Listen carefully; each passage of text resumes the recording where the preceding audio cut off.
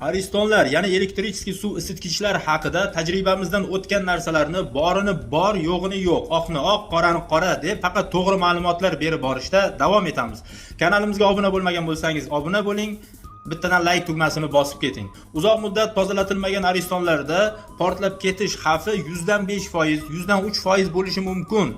Kam holatlarda bo'ladi unaqa narsalar. Qachonki chirib ketsa, o'shanda bo'lishi mumkin. Unda ham katta ehtimol bilan portlab ketmaydi, lekin chirib, teshilib qolishi va sizni yangi ariston olishga majbur qilishi mumkin.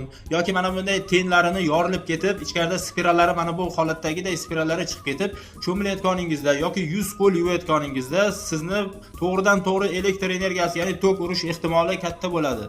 O'shaning uchun oldinlari buni hech kim bilmasdi, lekin mana hozir endi hamma bilyaptiki, uyingizda turgan o'sha elektrichskiy suv isitgichni, ya'ni aristonlarni har 1 yil, 1,5 yilda tozalatib, mutaxassisni chaqirtirib, profilaktika qildirib tursangiz, 30 yil, 40 yil ham yangiday ishlab beradi sizga. Lekin ishlayapti-ku deb 3 yil, 4 yil befarq bo'lib ishlataversangiz, to'g'ri suvni issiq beradi, toza suv beradi, lekin ichkarida chirish bo'lib, mana bunday spirallari yorilib ketish ehtimoli bor, chirib, teshilib qolish ehtimoli bor. Toshkent shahar bo'ylab aristonlarni remont qilish, aristonlarni o'rnatib berish hamda buzilgan, ishlamay qolgan aristonlarni ta'mirlab berish xizmati kimga kerak bo'lsa, qolaversa Dog Control katyonlar bo'yicha ham xizmatlar kerak bo'lsa, mana shu yuqoridagi raqamlarga bemalol murojaat qilishlaring mumkin. Tez va sifatli xizmat ko'rsatib beramiz. Salomat bo'lasizlar.